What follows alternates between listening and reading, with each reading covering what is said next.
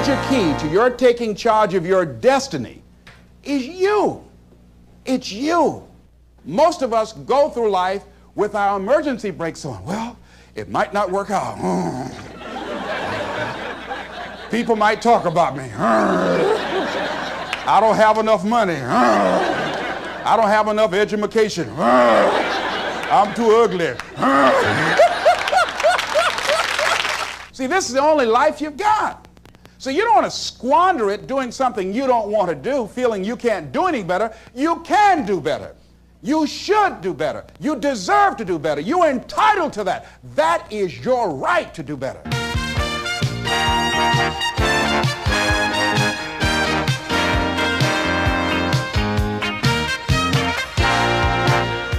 Les Brown learned to take charge of his life by following the example of Ms. Mamie Brown, who adopted Les and his twin brother at the age of 6 weeks and raised them single-handedly.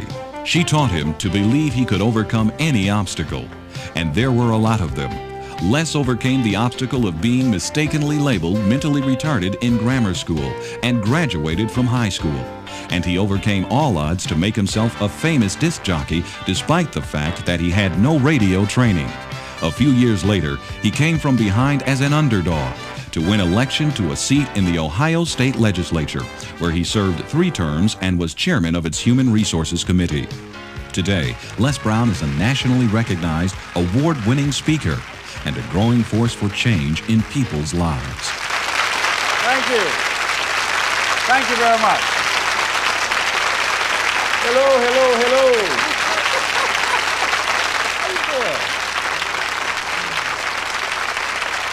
How you doing this evening? Thank you very much. How are you feeling this evening? Great. Whenever somebody asks me how I'm doing, I always say better than good and better than most. And that's what I like for you to say. How are you doing? Better than good and better than most. Shake somebody's hand on your right and left and say, you're doing better than good. You're doing better than good. All right. You know, I like to say that because I believe that we are. We have a lot of things going for us that many of us don't realize, and many of us really never use all the things that we have going for us and ever act on the things that we'd like to act on. And consequently, most of us go through life sleepwalking, never really discovering our true potential, never enjoying life to its full extent. And so, therefore, I think that there are some things that we need to begin to do to take charge of our destiny. How many of you like to take charge of your destiny? Raise your hand, please. Very good. All right. So we're going to do that. And you know, one of the things that really stimulated this, I was with a friend of mine. We were riding back after I'd spoken to her company, and they had a major downsizing. Now they call it right-sizing, when companies reduce the workforce for economic reasons. Well, at any rate, when we were on the plane and she said, you know, I'm no longer going to be with the company. And I said, no. I said, why? She said, well, my division has been eliminated. I said, well, you do have another plan, don't you? And she said, no. I said, but didn't they have something of this nature about a year ago? She said, yes. I said, but did you start thinking that maybe perhaps you need to prepare to do that which you really wanted to do? Because this person that I've known for a long time always wanted to be involved in fashion design. So I said, haven't you been doing something on your fashion designing career? She said, no. I said, but what have you been doing? She says, hoping that nothing happened to me. I said, but hoping is not a process. It's not a method. You know, a lot of people go through life like that. Now, that wasn't really what she wanted to do. But I do a training seminar, and one of the things we ask, what would you do if the unthinkable happens to you? What would you do? If you had an accident, or you lost your job, or you were laid off, or you became ill, how would you provide for yourself if the unthinkable happens to you? And it doesn't always happen to the other person. It can happen to me, it can happen to you. But most of us go through life thinking that, well, just maybe it won't happen to me. That we'll just read about somebody else that will happen to us. Talking to a friend of mine by the name of Maria, who is wheelchair bound, and she said that she had an experience in her life that taught her that she's not immune from life, because she was diagnosed as having muscular dystrophy at age 15, and she figured that was tragic enough. But 2 years ago, Because of a malfunctioning wheelchair, she fell out of a van, struck her head, and suffered a closed head injury. Had blood on the brain, and they said that she perhaps might go blind or she have loss of memory or concentration. And I said, how did you handle that? She said, Les, it was the best thing that could have happened to me. I said, why? She said, because on that day, I woke up and I realized that life is about today. Living today. That whatever I want to do, I do it right now. She said, I enjoy getting up in the morning, looking out of the window, just looking at the grass. She said, because I could have lost my vision. She said, I'm appreciative of just the little things. Shake somebody's hand on your right and left and say, be thankful for the little things. Isn't that important? That we've got to begin to learn how to become thankful for the little things and live in life right now. So I want you to think about your ideas. All of us have ideas and things that we have not acted on. I want you to just think about them right now. E.L. Simpson said that an idea should be like a pen. You know, that a pen that you sit on and you jump up right away to do something with it. So I don't want you to just think about it. I want, when you leave here, I want you to jump and do something with it, all right? Now, so think about this idea. What does it take to be in charge of your destiny? Well, you got to begin to develop some skills, and you got to ask yourself a question. What do you have going for you? What is it that you have going for you right now that's a real plus for you? What is it that you have going against you? What kind of training do you require? What is it that you need to learn? See, you make money only one of three ways in an economy of this nature. You have to have a skill, like I've developed the skill to become a speaker, or have some specialized knowledge, or have a particular product or service that you can provide for the public. John H. Johnson of Ebony Magazine said something very important. He says, there is no defense against an excellence that meets a pressing public need. So any idea that you have, it must fulfill a need for somebody. Once you think about it. Now here's the next step. Don't worry about the fact that you don't have all the things you need in order to make it happen.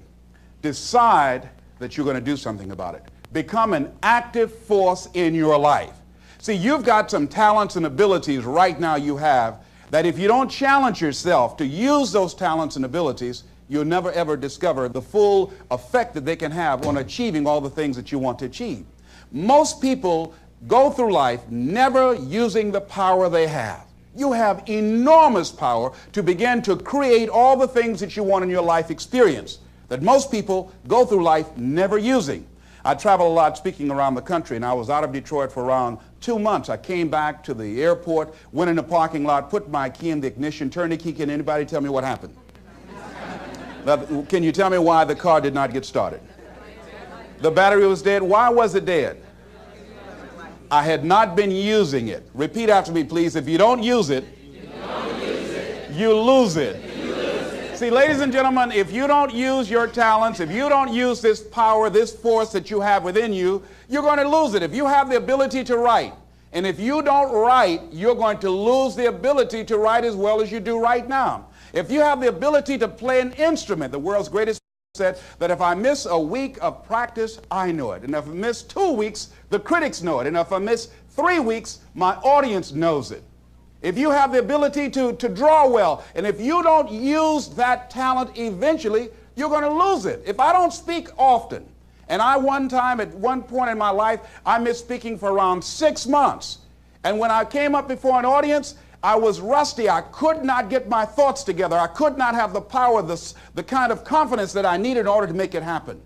So whatever you want to do, whatever idea that you have, the longer that you're sitting on that idea, you are either creating or you are disintegrating. If you're not using it, your skills are diminishing every day. And there goes a second. There goes another second. And life is happening right now. But Les, what do you mean? Get your butt out of the way. So many people have gone to their graves, never discovered their true potentials because they allowed their butts to stop them. But I don't know what to do. No, that's not really true. I was on a television program the other day. A lady called in and she said, there's something I'd like to ask you. And I said, what is it? She said, well, I have this thing I want to do, but I've been unemployed. I lost my job for 2 years. I haven't been able to find a job. I don't have the money and I don't have the contacts and I really don't know what to do. I said, excuse me. I said, the fact that you don't have the money or the contacts really is not the issue. I said, what's the real issue? She said, what do you mean? I said, what's stopping you from doing what you want to do? She said, well, I don't know. I said, but if you did know, what would your answer be? She said, well, I think maybe I'm afraid. I said, what are you afraid of? Maybe I might fail. See, a lot of people allow fear to stop them from living their dream. Answer your calling. Whatever you're called to do, don't count yourself out. Don't say, I can't do that. Many of us go through life saying no, and you don't even know what you're saying no to. You don't know what you cannot do if you're not willing to challenge yourself. Whatever it is that you don't know how to do right now, you can learn. I did not know how to speak for major corporations. I didn't know how to do that. But I decided to become a student. If you do your research, if you do your homework, if you make the commitment that I'm going to learn, when you look at what do I have going for me and drop your buckets where you are, decide I'm going to work and get myself together. A guy named Jim Rohn said, if you develop your gifts will take you places that you'll never begin to imagine. And I decided to do one thing. All my life, I've been a jack of all trades and master of none. I mean, I did a little of everything. I was a disc jockey. I was a state representative. I used to be an MC. I used to do public relations work. I used to do door-to-door sales. I did a whole lot of things. But I decided that I was going to do one thing, and I would master that. And after mastering the art of speaking, then I would become a trainer. And after doing that, then I said, I must become a businessman. Just find one thing and just decide that you're going to work with it until it gives you the blessing that you want, and don't let up on it. Just keep right on working it and working it and working it, and knowing that whatever you do, you can better your best, that you can get better at it, that whatever you are achieving right now, it's only a tip of the iceberg of what's possible for you. Now, here's something else that you do when you start working on this dream. Give it everything you got. See, put your heart in it. Most people, when they're working on dreams, they don't give it everything they have. I heard a guy say in a book, the title of it was, All You Can Do Is All You Can Do. And all you can do is enough. Well, see, most people don't do all they can do. Most people go through life holding back. Have you ever had the experience of starting your car and you mash down on the accelerator and the car, boom, wait a minute, hold a minute. Start mashing again, and it was not moving, it was very hard, and all of a sudden you realize that you had the emergency brakes on? How many of you ever had that experience? Raise your hand, all right? Then you release the emergency brakes and then the car moves, boom, unencumbered. Most of us go through life with our emergency brakes on. Well, it might not work out. People might talk about me. I don't have enough money. I don't have enough education. I'm too ugly.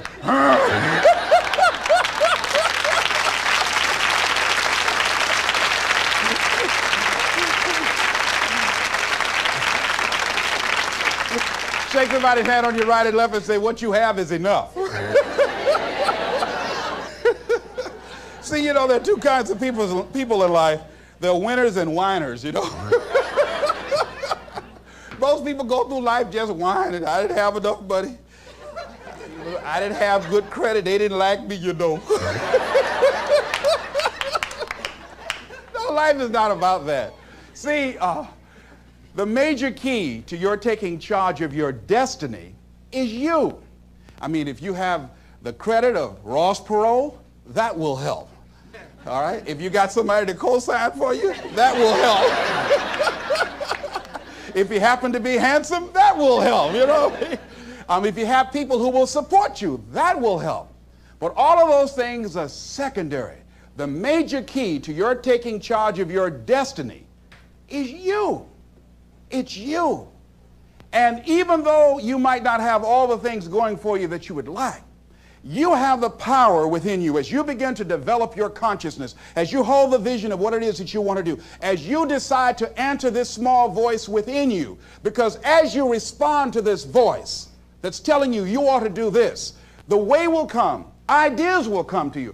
You will begin to attract things you need and things that you don't even know that you need right now. You will develop the skills in the process as you look at yourself, finding out what is it you need to do, what kind of adjustments you need to make, what new strategies that you need to begin to implement to make it happen. But if you don't put yourself out here, if you don't become actively involved in life, If you hold back on yourself and continue to procrastinate, when I saw a speaker who I said, I know if this guy can do this, I know I could do that. That was years after I had made the decision to do it. I was holding back on myself. I kept building up all kind of reasons and excuses to justify why I wasn't acting on my dream. Most people go through life as volunteer victims. They go through life volunteering to be victims, giving excuses on why they're not pursuing their greatness, giving excuses on why they're not doing the things that they want to do, putting it off again and again and again, wasting valuable time. Life is very valuable, ladies and gentlemen. Time is very valuable, and it's very fragile. You've got to decide to do what you can right now, and don't delay. Living your life like a sense of urgency. Repeat this, please, and tell somebody on your right and left. Live your life now. Be happy now. This is not a dress rehearsal. Do that, please.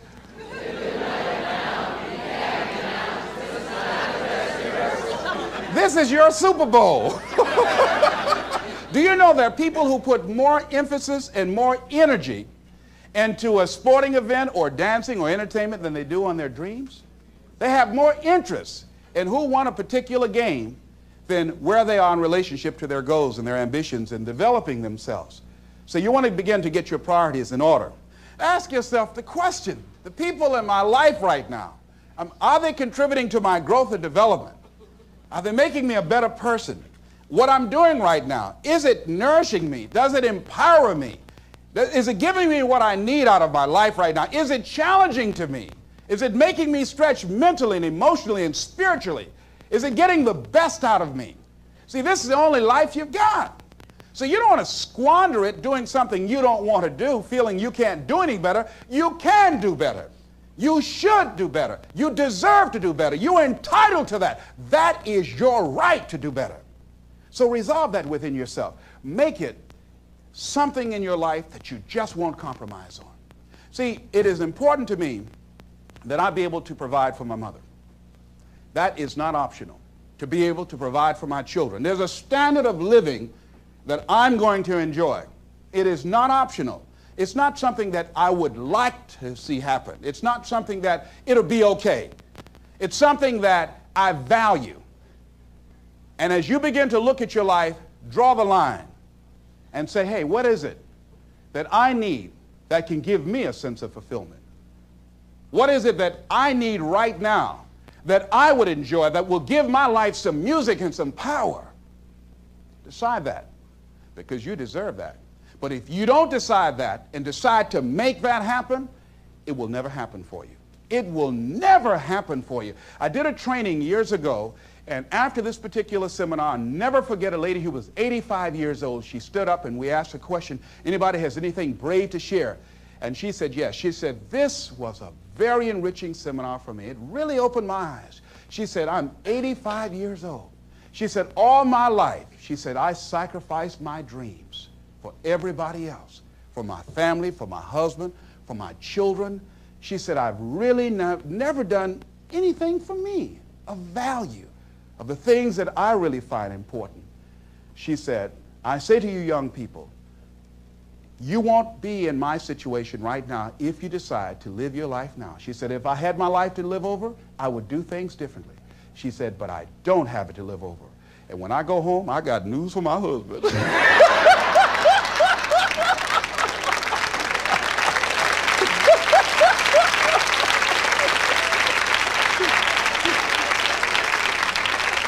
So repeat after me, please. I'm going to live my life now. I deserve that. I deserve that. Okay, now here's something else I want you to realize. Things are going to happen. You've just got to handle it. My goddaughter, Nika Williams, who lives in Columbus, Ohio, just this past week, 3 children in her neighborhood that she went to school with were sitting in a car talking. An intoxicated driver lost control of his vehicle and ran into that car and killed those 3 kids. The children that they went to school with experienced pain and grief and shock, but they became actively involved in putting together the funeral services. And I talked with her. And I said, how you doing, Anika? She said, I miss them. She said, but there's something that I realize, that many of the relationships we have in life, we take casually. And we don't say all the things that we really should say and do all the things with people that mean something to us that we really should do. And she said, I'm going to miss them, but it's really alerted me about how unpredictable life is. And so now she's going to become a very sharing person, more so than ever before, and all of the other young people that were involved. But they were handling it. And as you begin to look at your life, decide to handle things. When you decide that you want to begin to take control of your destiny, there are going to be some sacrifices that you're going to have to make. There'll be things that you're going to have to decide, I got to give this up. I've got to let this go. Many times you will have problems in your personal relationships. When I decided to become a motivational speaker, I was gone sometimes for weeks when I left home before coming back. And I'll never forget, I did a big major rally for a guy by the name of Dexter Yeager, a big Amway rally called Free Enterprise Day. And after speaking, people were chanting, "We want the motivator, we want the motivator." Well, I was excited. So I ran back to the phone after I came off stage and I called the young lady that I was dating then. I said, look, I said, I wiped them out. They love me. They were saying, we want the motivator. Listen, they're saying, we want the motivator. We want the motivator. So she said, Les, I need to tell you something. I said, what? And I heard a voice in the background said, hurry up and tell him. I said, who's that? She said, Les, you've been gone so long. I said, yes, I've been working on a dream, and I'm sorry, the relationship is over. What? You gotta be kidding me. I said, hang up. I said, wait. And I said, Mr. Motivator, come on. I said, hold a minute, wait. I said, Mr. Motivator, come down. I said, okay. I went outside, I looked at the people, I said, you got to have a dream that's real big.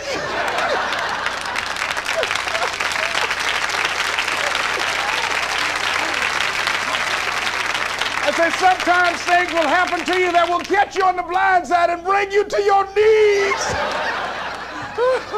I went back to the hotel, but they had to pull me off stage. I was out there and said, you got to have a larger vision. You got to be hungry. They pulled me off. I said, and you got to stay motivated.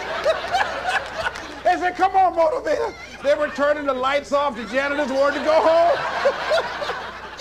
I wanted to keep on for me. So, they took me to the hotel, they gave me my check, and I was walking in the room trying to find the Gideon Bible.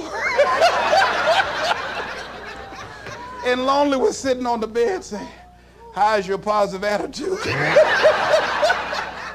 How's your larger vision now? I'm telling you, when this happens, think it not strange. You are going to cry.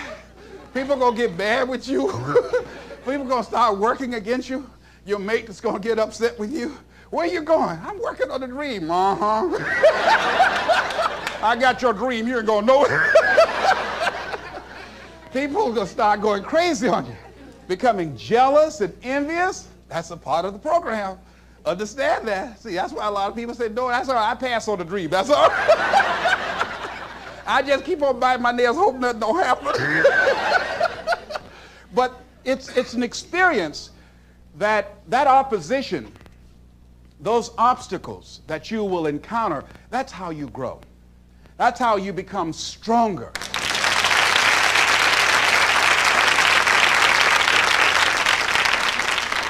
Now, will there be some tight moments? Will there be some times that you want to give up? Yes.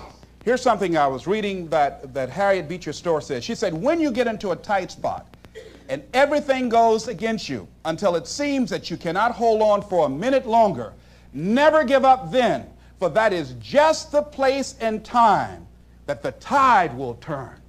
Never give up then, and that is so important. When you're working on doing the things you want to do and fulfilling your dream, and things happen, there are times when your energy feels so depleted that you want to give up, that it looks just totally impossible. And I can tell you from my own personal experience, don't give up then. That's when you've got to fall forward, when life is kicking dirt in your face. Don't give up then. That's when most people turn back. Most people will tuck their tails between their legs and they will run in the opposite direction and say, that's all right, life, I don't want this. All right? No. If you've decided that this is what you want to do, you've got to become courageous to stand up within yourself, to face it and step forward. And ladies and gentlemen, that is what gives your life meaning. those things will begin to strengthen you like you can never begin to imagine. And I tell you, one of the most painful experiences I had in my life was also one of the most enriching, because they say that pain opens the space in the heart for joy. And because I did not buy into something, because I caught myself at a critical point and was able to back up and look at it, I was able to become free of the effects of what could have been a tragic situation for me and move on and do something about it. But I learned in the process that I had to learn to surrender and give certain things up. See, in life, everything that happens to you, there's a lesson in it. There's a lesson in it for you. If you look at it, whatever happens to you, just look at and view life that you're a student of the universe and say, what's in here for me to learn? One of the most tragic things that happened to me that could have been a tragedy was when I wanted to buy my mother a home, and I did that. And in my haste, and it was the first major purchase of property that I ever made in my life, and so I was naive. And so when we were sitting there at the closing, the attorney said, have you done a title search? And I said, what's a title search? And she said, well, that's when you check to see whether or not there are any liens against the property before you purchase it, so that you don't inherit any financial obligations of the previous owner. So the guy interrupted, said, look here. He said, the only reason that I'm selling you this house, and I'm doing it at a loss, I can actually make more money, but the only reason that I flew here from Philadelphia to sell you the house specifically is because I admire the fact that you're adopted and you want to buy this home for your mother. And he said, there are no liens on the property. I just want to help you. So I looked at my attorney. I said, I believe him. She said, Les, this is business. I'm not questioning his integrity, but I advise you not to sign the contract now. I looked at him. He said, if you're not going to do it, man, I'll just go ahead on and make the money that I was going to make. I said, okay, no. I want to do it. I said, I'll do it. So she said, okay. She said, this is not the last house in the world. I signed the contract. After being in the house for around 2 months, I received a notice that I had to pay a lien of $25,000 or I had to get out of the house. I called the attorney. I said, look here, sir. I said, my name is Les Brown. I'm the new owner of this property. I said, I bought this home for my mother. I said, she's 80 years old. I said, she has a bad heart, a serious condition. I said, and I just cannot give up this home. And I just exhausted all of my resources to buy the house. It's all I have. I said, can we work out some kind of monthly payments? I don't know how much I can get, but if you can work with me, I guarantee I'll give you my word. I want to keep this home. I'll pay you back. He said, we want the money in 6 weeks or you have to get out of the house. It's going to go on the auction block. I said, oh. I said, but I borrowed everywhere I could just to get the $12,000 to put down on it. He said, mister, that's not my problem. You should have had a title search done. So I went back home and I worried for weeks. I lost around 23 pounds. I would go home to catch the mail so my mother wouldn't get it. They put a listing in the newspaper. People were driving around, wanted to come in the house to look at it. So I put a sign out front saying that the newspaper article was an error, saying that the house was up for sale. And finally, when they were coming for the day they were going to auction it on the courthouse steps, I knew the moment the truth had come, I had to tell my mother. So I walked all night that night. Around 2 o'clock in the morning, the children were asleep, my mother was asleep. I said, Lord, I said, why did this have to happen to me? I said, I'm trying to do the right thing. I want to provide for Mom. I'm not out stealing and robbing. I want to provide for my children. I said, why did this have to happen to me? I was personalizing. I was feeling like a victim. And so finally, I had to go in there and I had to tell my mama. So I kneeled by the bed. I said, Mama, I got something to tell you. She said, what? I said, we've got to move out the house. She said, why?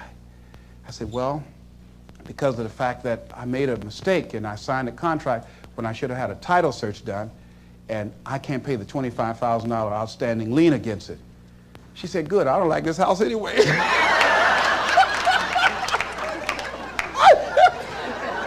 I said, but you told me you did. She said, I just said that for you because you like me so much. She said, it's 2-story, baby, and the arthritis, I can't climb the steps. But you told me you could, Mama. Oh, I just did that for you. I walked up the steps and I was in the room saying, that fool crazy with his house. I said, oh, Mama.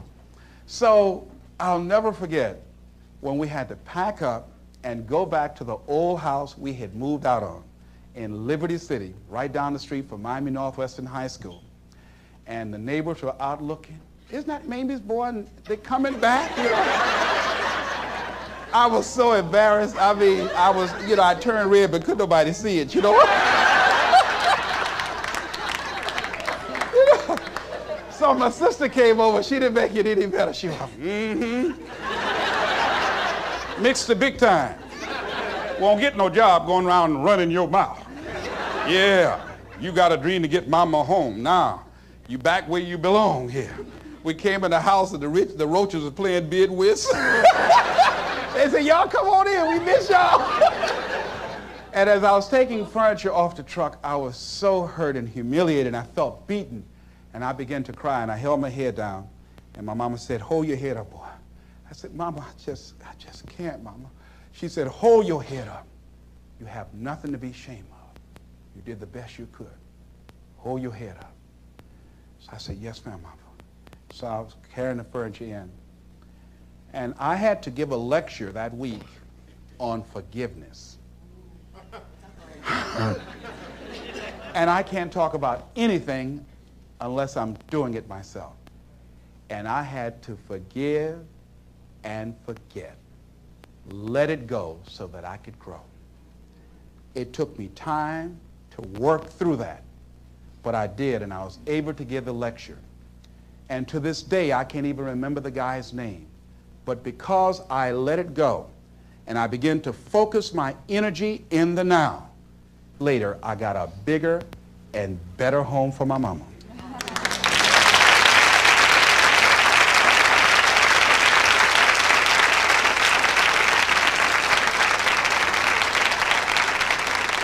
Here's what I learned from that. That was not the last home in the world.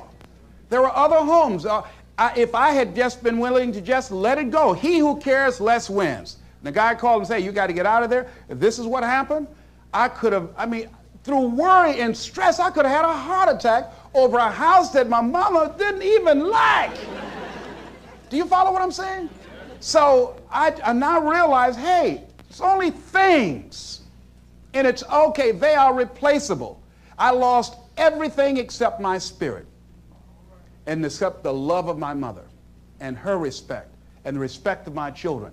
Sure, people talked about me. Did they laugh? Yes. Did I feel humiliated? For a while, yes, I did. Embarrassed? Yes. And that's a part of it, but I didn't stay there.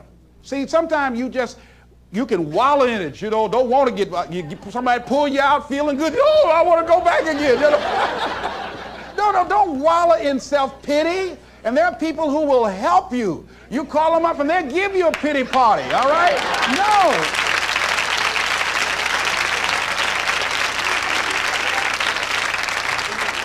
I talked the other night about some explorers that were in Africa. And they saw these two little boys who were playing with some what appeared to be marbles. And they went up to these little guys and said, here, let me give you some candy for that. Little fellows ate the candy and liked that. Said, can we have some more? I said, yes. But would you give me what you are playing with? And they said, yes. And they gave these shiny little rocks, so to speak, to the explorers. And the explorers, taking them back and examining them, discovered they were large-size, uncut diamonds. They had a fortune.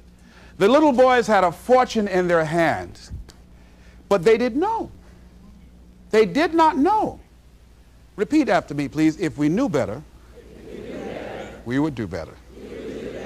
See, there are many of us, we work for people and sometimes put in 60 and 70 hours a week. Why? Because we have the ability, the talents, and the skills to contribute to the long-term growth and development and profitability of the company. Do we do that for ourselves? Oh, no. Why? Well, we say, well, I've got security. There's no such thing. It's an illusion in your mind. We go through life creating these illusions for ourselves. But it doesn't mean that you can't strategically work on something else on the side. Develop some hobby of passion and find ways that you can begin to create some alternative methods of providing wealth for yourself. See, you know, money is not important to me, but Rita Davenport said it's right up there with oxygen. But it is important to me that it not be important. I got that from Rhea Steele. That's important. It is important to me that it not be important. Make it important to you to live your dream. See, how many of you fly airplanes? You've been in an airplane? Raise your hand right. How many of you ever lost your luggage? Raise your hand, please. Raise your hand. All right, very good. Now, how many of you, if you knew your chances of getting to your next destination were as good as your luggage, would you still get on an airplane? No, no hands went up. You know why? You know why you could get on the airplane where your luggage is supposed to go and you show up and your luggage does not show up? Because the airline has made human cargo getting to the destination important, more important than the luggage. Aren't you glad? She said, yeah, I ain't gonna fuss no more. So as you begin to look at life, as you begin to look at the things you want to do, decide that you're going to become the active force in your life. Decide that you're not going to go through life feeling like a victim. Decide that when things become challenging, and they are, that you're not going to personalize it, that you're going to look at it and you do whatever you must do in order to work things out and learn from it. Learn from it. That's the key. I like what Charles Udall said. He says, in life, you will always be faced with a series of God-ordained opportunities, brilliantly disguised as problems and challenges. If you've lost your job, don't say that I've been laid off. Just say, I've been given an opportunity by the universe to find my life work.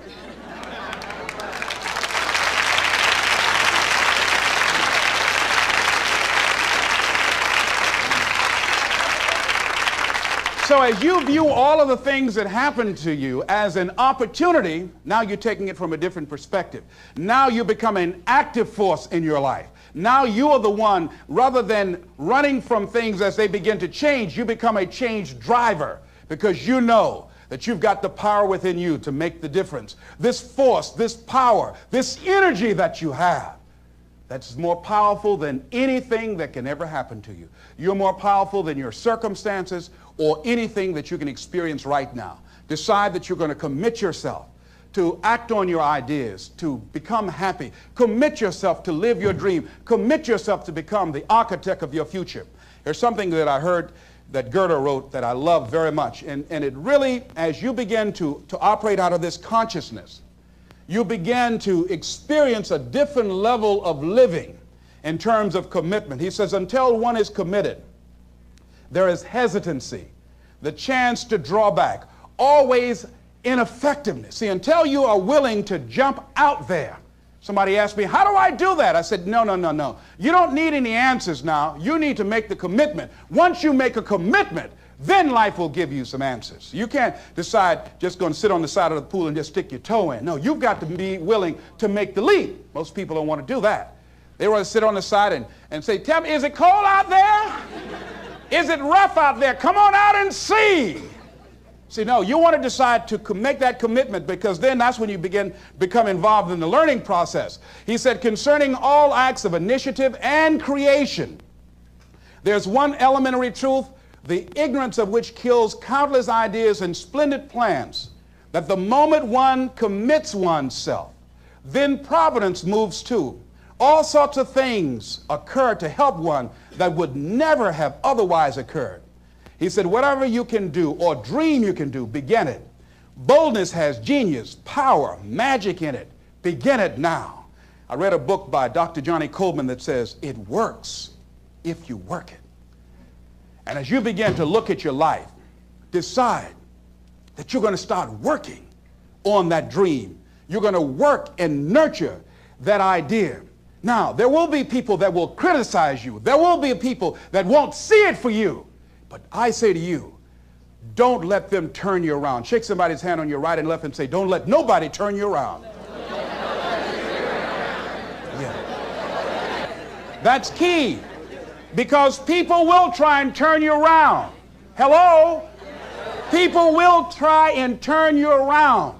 But when I heard Bob Mays out of Chicago sing that song, "Don't let nobody turn you around," that's real. Because that's why most people don't act on their dreams and ideas. That's why most people, when I'm talking with kids that are in institutions, and I said, "What happened? Why did you give up working hard and making good grades?" Well, they started teasing me. And they allowed that peer pressure to cause them to scale down their dreams and their ambitions. They started following the crowd. That's why many people don't do the things they want to do. A friend of mine, he wanted to become an actor all his life. He let someone convince him, "You can't become an actor. You go out to Hollywood, they'll swallow you up. It's too competitive." Thousands of unemployed people out there. But then another friend of mine, Sheila Hall, and she decided at age 42, "I'm going to live my dream." Her son graduated from high school. She decided to make the plunge, to go to Hollywood. Quiet person, never had any experience in the area, and because she decided to make the commitment, she is now working on a one-woman show. And she's been getting support from everywhere because she was willing to make the commitment. This other guy is far more talented and skillful, but he wasn't willing to make the commitment. So he goes to work every day to a job that's making him sick because he doesn't have the guts or the boldness to stand up in life and say, "I'm going to live my dream. I'm going to commit myself to live out what's in me." I heard Dr. Johnny Youngblood say, "I must live what's in me." I said, "Why do you do this?" He said, "I got to do it. I got to do it." And I'm saying, find something in your life that you say, "Hey, it might not work out, but I got to do this." Why? Hey, it's the one thing I love. It's my piece. It's my thing. You don't understand it? It's all right. It's all right.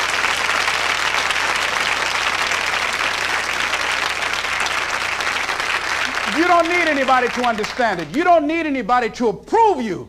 You don't need anybody to say, "Go ahead on and do it." If you get that, that's fantastic. If you get that encouragement, that's great. But I say stand up within yourself boldly and say, "This is my life. I'm controlling my destiny." This is Mrs. Mamie Brown's baby boy, Leslie Calvin Brown, saying it's been a plum-pleasing pleasure as well as a privilege. Thank y'all here.